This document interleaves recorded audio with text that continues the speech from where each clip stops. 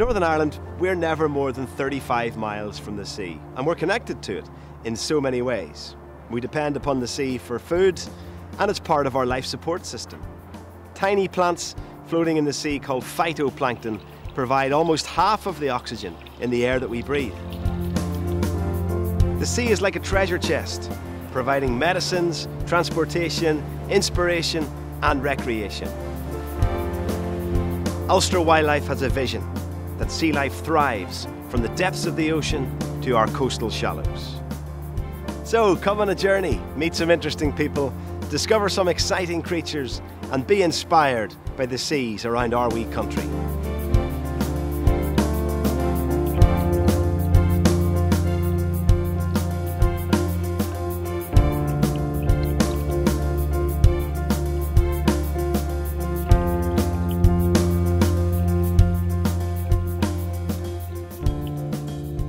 Let's start up on the north coast in Portrush. Here, if you're looking out to sea, you might just be lucky enough to spot the second largest fish in the world, the basking shark. Basking sharks visit our waters in the summer months. And in Portrush Harbour, you might get to meet our resident porpoises. If you listen very carefully, you might hear them making the little puffing noises that give them their nicknames, puffing pigs. I suppose a section between Portrush with Dunluce Castle, the White Rocks, the caves, the sea arches. There's fantastic variety of archaeology, geology and marine life in that very small section of only 4 or 5 miles. We'll get seals, common seals and grey seals in the water beside us here, flatfish, and I think most people in Coleraine aren't aware that most of the water in their town is salt water. To me, the kayak is the ultimate vessel. We can get so close to the environment. We can enter caves, we can get right up onto the rocks, I can access boulder beaches that are inaccessible from the land. When we're kayaking, we have the privilege of encountering cetaceans, whales, dolphins, porpoises. The evidence that we find quite often are the carcasses or the remains of the animals come ashore. There's some of the more common things you find washed up. These are the egg cases of dogfish and of sharks basically, and skate, the flatter ones. This looks like a seaweed, but it's actually an animal, a colony animal called hornwrack, and there are thousands of little individual cells on each of these, what looks to be like a frond of seaweed. And these are the egg cases of the dog whelk, and these are some of the baleen plates this is out of a minke whale. And this was used for typewriter springs and ladies' corsets back before plastic was invented. You become cute to picking up on these things of interest,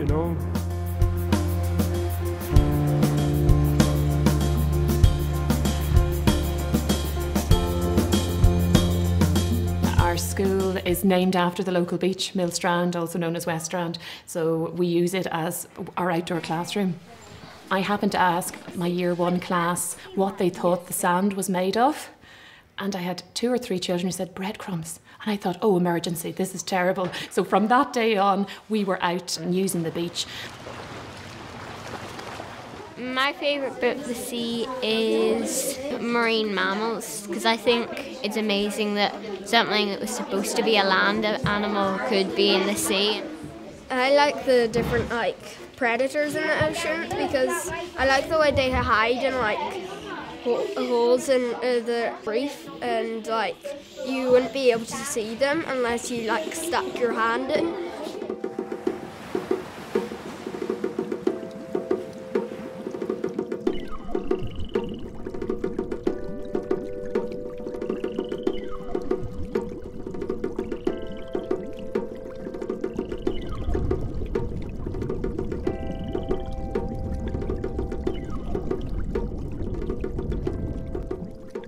Now to the Skerries and Causeway. There are many different habitats here, including rocky reefs, kelp forests, seagrass meadows and brittle star beds. The reefs are also home to blennies and the ingenious octopus.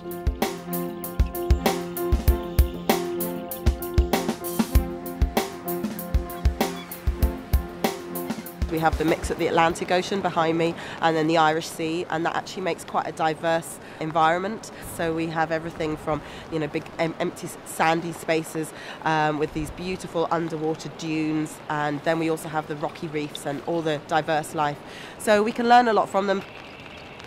Certainly up here on the north coast, we're beginning to see quite a shift in the biological communities here.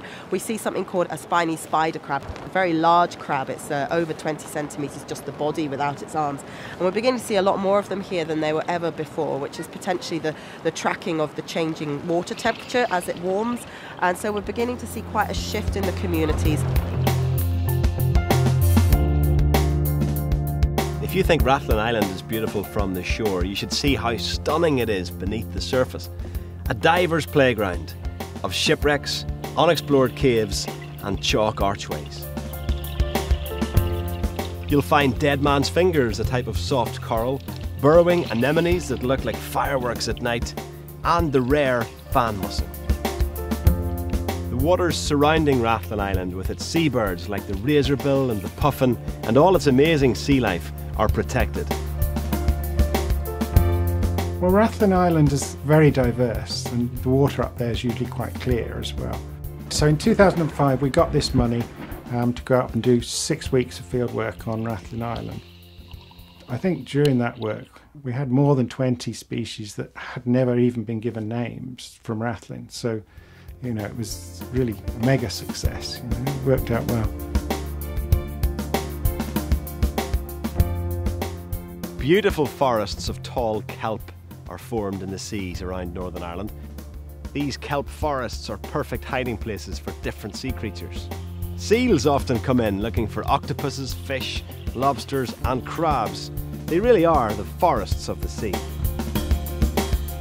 Covered by beautiful sea squirts and other encrusting animals like hydroids and bryozoans, they may look flat and floppy when the tide is out, but underwater they rise up like the trees of the deep.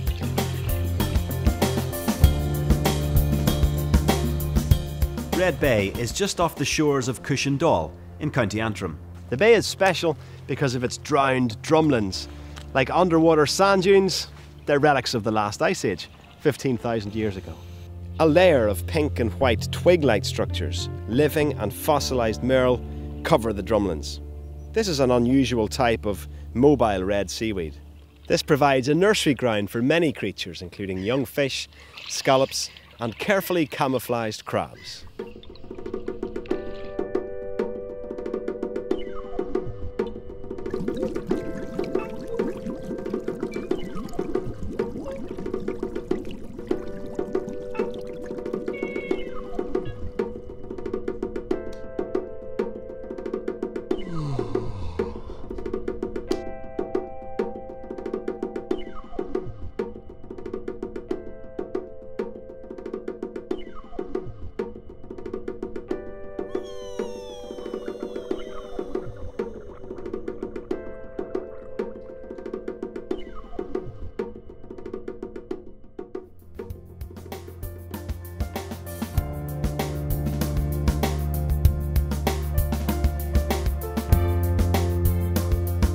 There's so much variation. The Antrim coast is generally very rugged. Sandy beaches like Browns Bay here is always nice on the right day. This part of the Antrim coast, there seems to be a lot of fossils about if you know where to look.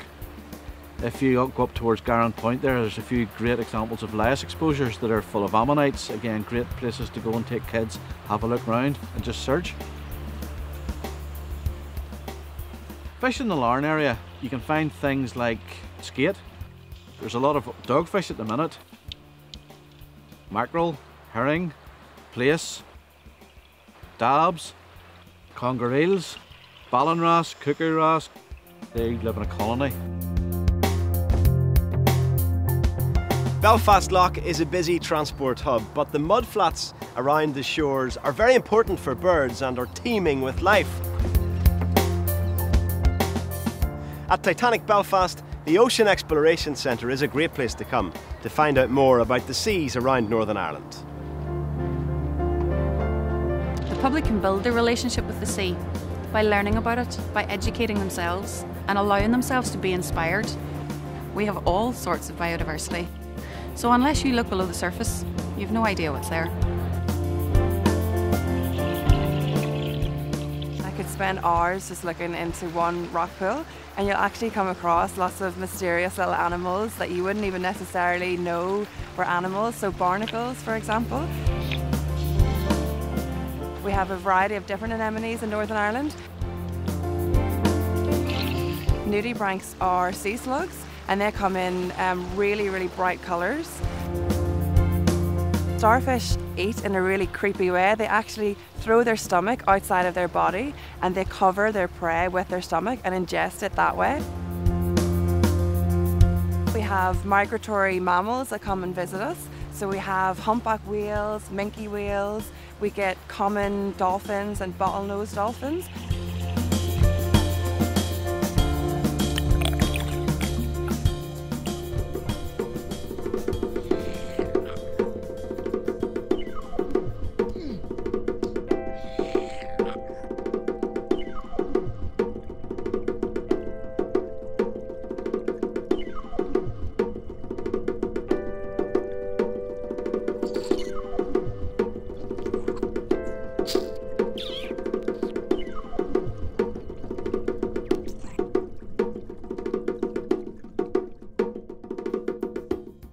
Because of the range of habitats and species within Strangford Lough, the area is considered one of the most precious conservation spots in Europe. Over the past few decades, Ulster Wildlife has been working to make sure that the lough is properly protected. Northern Ireland has many seal colonies along our coasts. Our seals, both grey and common species, are protected by law, and there are many places you can go to watch them haul out. Strangford Lough is a gem amongst gems, you could say. It's an incredibly strange outline of a lough with these powerful tidal currents that flow in and out with every turn of the tide. And this results in a sorting and a sifting of all the sediments throughout the lough, creating this matrix of different habitats. So we have species like brittle stars. These are fine, tiny little starfish, and they occur literally in the millions down on the bottom of Strangford Lough. We also have anemones, things like the beautiful Matridium, Plumo's anemone. Sometimes it's white, sometimes it's dark orange, and it produces this mass of feathery tentacles. One of the richest habitats there was one created by an animal called the horse mussel. This is not actually terribly exciting to look at. It's a big mussel about 4 or 5 inches long, and it lives partially buried in the sediments. But it alone supports about 100 different species of animal living on its shells. And of course, tragically, because of fishing practices, trawling and dredging in the lough, we've lost enormous amounts of that. Strangford Lough isn't only important for the animals that live under the water, it's also incredibly important for migrating bird species. But one species above all is perhaps more special than all of the others, and that is the light-bellied brent goose. Strangford Lough hosts 95% of this particular subspecies of goose as they move through and around Ireland. And why are they coming? Because of the rich nutrients that are supporting eelgrass growths in Strangford Lough. Along the Ards Peninsula and down the County Down and Mourne coast, we find the main fishing communities of Portavogie, Ardglass and Kilkeel. Well, fishing in the coastline has been my life. Like, I was born in Kilkeel. I've always been part of this community. Fishing is the community, so it's in our lifeblood. The sea and fishing has a very important story to tell. It's an important part of our economy, and therefore it's in fishermen's interest more than anybody else to make sure that we have sustainable fisheries and that we protect the seas. Well, the sea has been the biggest part of my life, certainly my working life. Anytime I would leave the sea, I would always feel that there was something missing, you know. I would say we have some of the best seafood in Europe around our Northern Ireland coast in terms of scampi, in terms of scallops, and providing we harvest those from the sea in a way that preserves the populations. For more people in the future to enjoy this food, those riches are there for us and we should enjoy them, and they do taste very good. You have to be very careful with your resources, and I suppose the same for everything in life. And when you have something that's very precious, it needs to be looked after.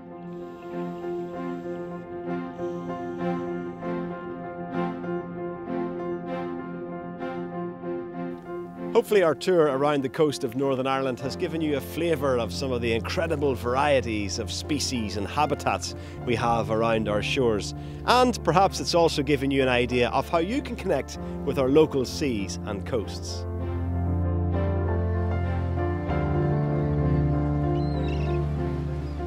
It's free, so you could take your kids to the beach. It doesn't cost you a penny. There's no such thing as bad weather, there's just bad clothing. So as long as they're well togged up, you know, it lets their imagination run wild, and it's good for their exercise as well, you know, a bit of fresh air. Our coastline is a wonderful place for wildlife, but it's a wonderful place for people as well. It's rich, it's diverse, it's scenically beautiful, and there's so much variety.